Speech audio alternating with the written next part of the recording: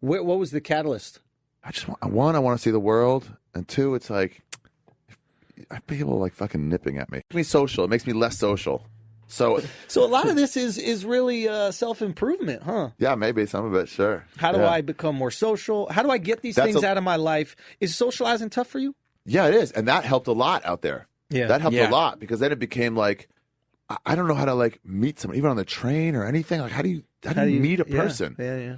But then it's like you go out there and you're at the communal breakfast where it's like a free, shitty little nothing breakfast. You go out there. But aren't people so boring? Stop for 4 months. Where do you make money from? Man, you just be true to yourself. I can live on not that much. I've been poor for a long time, so it's like I don't really need that much. Yeah, you're like, well, if you're just true to yourself, money will come, but also I don't have any money. Yeah, a very small amount of money. Enough that I can do whatever I want to do in comedy. Well, yeah, turn down shitty gigs. Did you turn off your cell phone, or were you paying 4 months of cell phone bills? I turned it off. See? Yeah. Oh, yeah. I needed to do that. I was like, no, I'm not paying this fucking $100 a month while I'm gone. So there was more planning in it. It wasn't like fuck this place, goodbye. Right. Yeah. No, it was. I'm gonna purge myself. And did you buy a ticket and with a return ticket, or did you not know? One-way ticket. I bought it 2 days before. I looked at the weather in all the countries in Southeast Asia. Wow. And it was raining everywhere except Myanmar. Mm-hmm. So I'm like, I'm going to Myanmar. Floods in. You're supposed to learn how to I guess get him to go away. But man, it makes you think about so much stuff. And 4 or 5 days of that, you're just like, oh. Did you stay there for 4 or 5 days? Yeah. On these little fucking yoga mats. And where'd you sleep? On the floor. Wood floor on a yoga mat. And what'd you eat? Proteinless food. You can't kill animals or insects. Even if there's fucking spiders right in your fucking bunk. You're not supposed to kill it for a while. So you have to just let a giant spider be nearby. Yeah. But yeah, they don't eat animal at all. So you eat a bunch of cabbage-based foods, rice. Did you bathe? Did you bathe? Yeah, they had one hard shower that was cold, and they had one trickle, but it was pretty hot. So it really was which way are we gonna go? It depends. If you got it midday when it was hot out, okay, maybe you'll risk the freezing cold. I don't know how it got that cold though, man. Or the trickle, and you just gotta sort of save it up in your palm. At what point when you were over there were you ready for the United States? At one point, you never really were you? No, I'd still be out there. Yeah, you'd still. Yeah, I'd still be out there.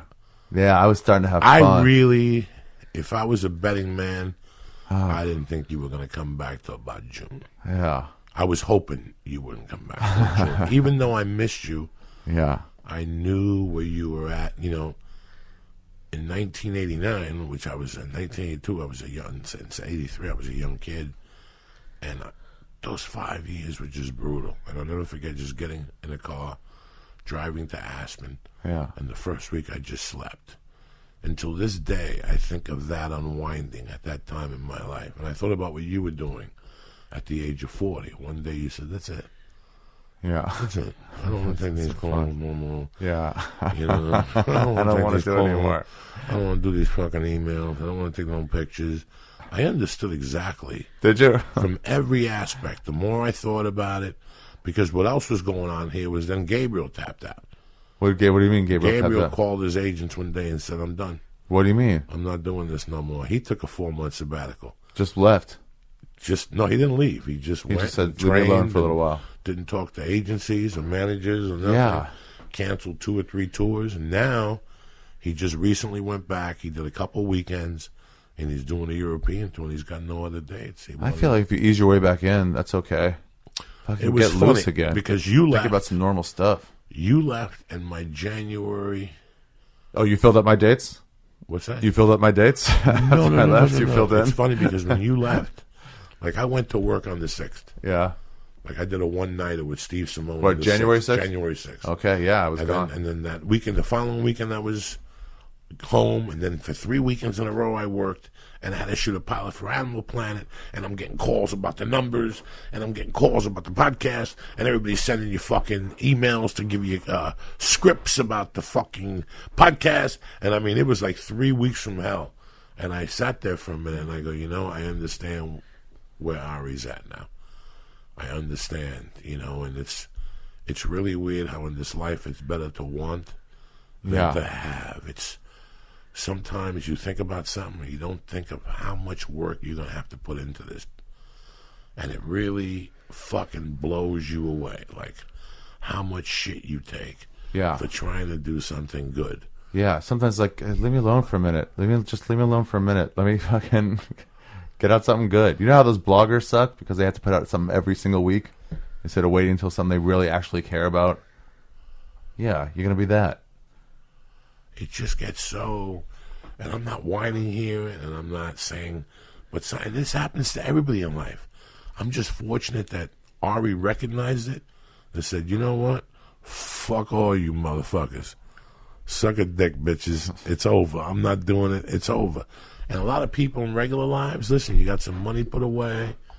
You know, you're thinking about your retirement, but life gets hectic sometime. What are you going to do? Wait till you have a heart attack? You know what? Yeah, why not? Get out and see the fucking world. And see the world. That's why you work. Yeah. That's why you do all the shit that you do. You think if I had a passport, I'd out. Be here?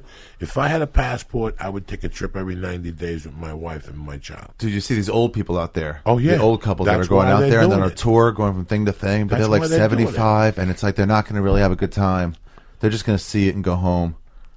They're not going to go to some fucking party somewhere. Well, just think about it. Any day, like I say on stage, any day after 50, you know, when you're fucking 50, you might die any day.